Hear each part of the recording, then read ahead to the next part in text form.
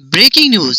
প্রিয়তম মানুষটাকে পৃথিবীতে বাঁচিয়ে রাখার জন্য নিজের কিডনি দিয়ে ভালোবাসার এক অনন্য দৃষ্টান্ত স্থাপন করলেন শরীয়তপুরের এক যুবক।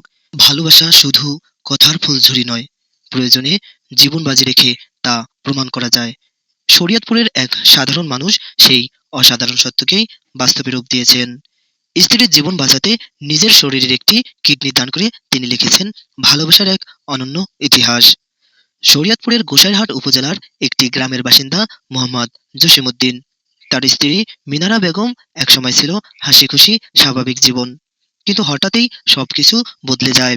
দীর্ঘদিন ধরে উচ্চ রক্তচাপ সহ নানা জটিলতায় ভুগতে ভুগতে একসময় জানা যায় তার দুটি কিডনি অকার্যকর হয়ে গেছে।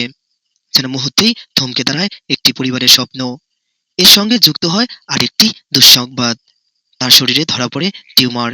চিকিৎসা, পরীক্ষা, হাসপাতাল সব মিলিয়ে পরিবারটি পড়ে যায় ভয়াবহ অনিশ্চয়তার মধ্যে। ঢাকায় চিকিৎসার মাধ্যমে টিউমারের সমস্যা সাময়িকভাবে সমাধান হলেও সবচেয়ে বড় চ্যালেঞ্জ হয়ে দাঁড়ায় কিডনি প্রতিস্থাপন। প্রথমে মিনারার মা মেয়েকে বাঁচাতে নিজের কিডনি দিতে চেয়েছিলেন, কিন্তু ভাগ্য সহায় হয়নি। হার্টের সমস্যার কারণে তিনি আর এগোতে পারেননি। চারপাশে যখন সব দরজা বন্ধ হয়ে যাচ্ছিল, তখনই সামনে এগিয়ে আসেন একজন স্বামী, সঙ্গী, জীবনের সবচেয়ে কাছের মানুষ জসিমউদ্দিন। এক কঠিন ঝুঁকিপূর্ণ সিদ্ধান্ত, কিন্তু ভালোবাসা কখনো হিসাব করে না।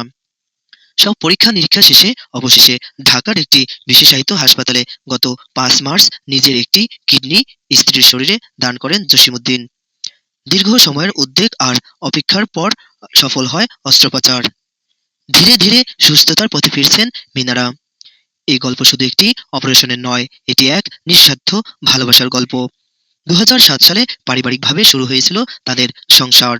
সময়ের সাথে গড়ে ওঠা সম্পর্ক আজ যেন নতুন করে প্রমাণ দিল সত্যিকারের ভালোবাসা কাকে বলে। তাদের একমাত্র ছেলে এখন নবম শ্রেণীতে পড়ছে। বাবার এই ত্যাগ একদিন তার জীবনে হয়ে থাকবে সবচেয়ে বড় অনুপ্রেরণা।